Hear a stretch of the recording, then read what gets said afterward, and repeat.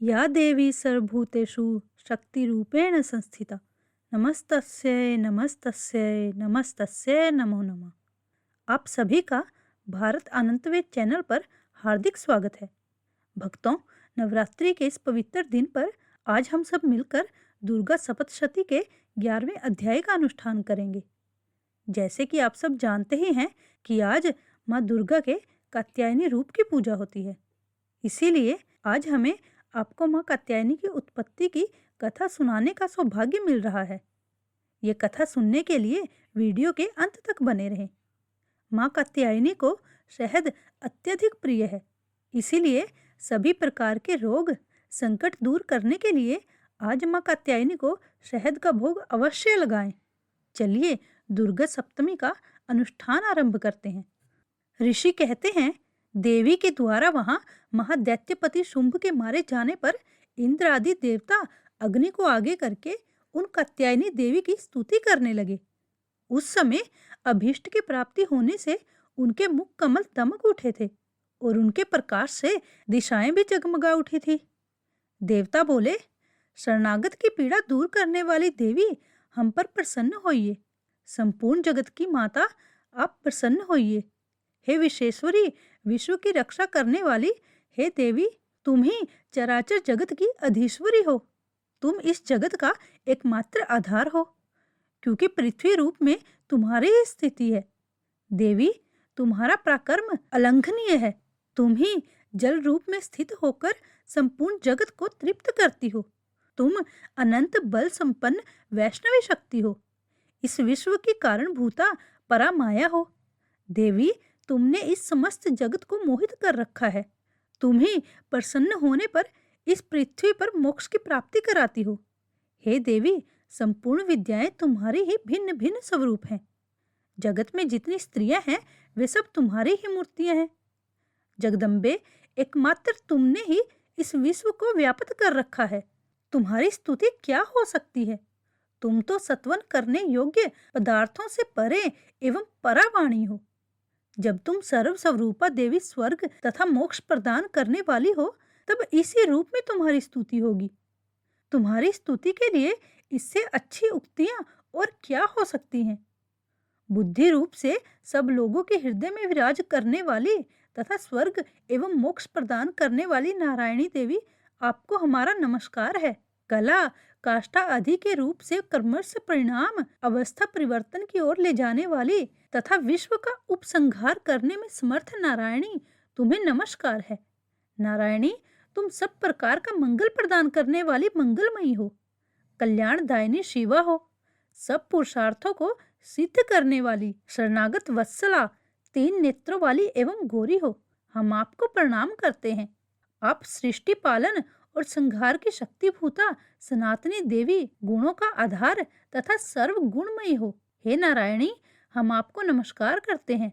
शरण में आए हुए दीनों एवं पंडितों की रक्षा में संलग्न रहने वाली तथा सबकी पीड़ा दूर करने वाली नारायणी देवी, हम आपको नमस्कार करते हैं। हे नारायणी, आप ब्रह्माणी का रूप धारण करके हंसों से जुते हुए विमान पर बैठती हैं तथा कुश मिश्रित जल छिड़कती रहती हैं।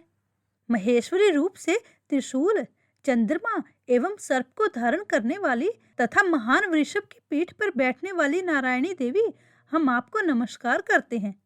मोरों और मुर्गे से घिरी रहने वाली तथा महाशक्ति धारण करने वाली कुमारी रूप धारिणी निष्पापे नारायणी, शंख चक्र गदा और सारंग धनुष रूप उत्तम आयुधों को धारण करने वाली वैष्णवी शक्ति रूपा नारायणी, आप प्रसन्न होइए। आपको हम नमस्कार करते हैं। हाथ में भयानक महाचक्र लिए और दाढ़ों पर धरती को उठाए वाराही रूप धारिणी कल्याणमयी नारायणी, हम आपको नमस्कार करते हैं। भयंकर नरसिंह रूप से दैत्यों के वध के लिए उदग्र रहने वाली तथा त्रिभुवन की रक्षा में संलग्न रहने वाली नारायणी, हम आपको नमस्कार करते हैं। मस्तक पर किरीट और हाथ में महावज्र धारण करने वाली सहस्त्र नेत्रों के कारण उदित दिखाई देने वाली मैया, आपको नमस्कार है। देवी, तुम प्रसन्न होकर सब रोगों को नष्ट कर देती हो और कुपित होने पर मनोवांछित सभी कामनाओं का नाश कर देती हो। जो लोग तुम्हारी शरण में जा चुके हैं, उन पर विपत्ति तो आती ही नहीं। तुम्हारी शरण में गए हुए मनुष्य दूसरों को शरण देने वाले हो जाते हैं। हे देवी, हे अंबिके, तुमने अपने स्वरूप को अनेक भागों में विभक्त करके नाना प्रकार के रूपों में जो इस समय इन धर्मद्रोही महादैत्यों का संहार किया है, वह सब दूसरा कौन कर सकता है? विद्याओं में ज्ञान को प्रकाशित करने वाले शास्त्रों तथा आदि वाक्यों में तुम्हारे सिवा और किसका वर्णन है? तथा तुमको छोड़कर दूसरी कौन ऐसी शक्ति है जो इस विश्व को अज्ञान में घोर अंधकार से परिपूर्ण ममता रूपी घड़े में निरंतर भटका रही है? जहाँ राक्षस, जहाँ भयंकर विष वाले सर्प, जहाँ शत्रु, जहाँ लुटेरों की सेना और जहाँ दावनल हो, वहाँ तथा समुद्र के बीच में भी साथ रहकर तुम विश्व की रक्षा करती हो। विश्वेश्वरी, तुम विश्व का पालन करती हो, विश्व रूपा हो, इसीलिए संपूर्ण विश्व को धारण करती हो। तुम भगवान विश्वनाथ की भी वंदनीय हो। जो लोग भक्ति पूर्वक तुम्हारे सामने मस्तक झुकाते हैं, वे संपूर्ण विश्व को आश्रय देने वाले होते हैं। हे देवी, प्रसन्न होइए। जैसे इस समय असुरों का वध करके तुमने शीघ्र ही हमारी रक्षा की है, उसी प्रकार सदा हमें शत्रुओं के भय से बचाओ। संपूर्ण जगत का पाप नष्ट कर दो और उत्पात एवं पापों के फल स्वरूप प्राप्त होने वाली महामारी आदि बड़े बड़े उपद्रवों को शीघ्र दूर करें। विश्व की पीड़ा दूर करने वाली देवी, हम तुम्हारे चरणों पर पड़े हुए हैं, हम पर प्रसन्न होइए। त्रिलोक निवासियों की पूजनीय परमेश्वरी, सब लोगों को वरदान दे। देवी बोली, देवताओं, मैं वर देने को तैयार हूँ। तुम्हारे मन में जिसकी इच्छा हो वह वर मांगो। संसार के लिए उस उपकार वर को मैं अवश्य दूंगी। देवता बोले, सर्वेश्वरी, तुम इसी प्रकार तीनों लोकों की समस्त बाधाओं को शांत करो और हमारे शत्रुओं का नाश करती रहो। देवी बोली, देवताओं, मनवंतर के 28वें युग में शुंभ और निशुंभ नाम के 2 अन्य महादैत्य उत्पन्न होंगे। तब मैं उनकी पत्नी यशोदा के गर्भ से अवतीर्ण हो विंध्याचल में जाकर रहूंगी और उक्त दोनों असुरों का नाश करूंगी। फिर अत्यंत भयंकर रूप से पृथ्वी पर अवतार ले मैं विप्रचित्ति नाम वाले दानवों का वध करूंगी। उन भयंकर महादैत्यों को भक्षण करते समय मेरे दांत अनार के फूल की भांति लाल हो जाएंगे।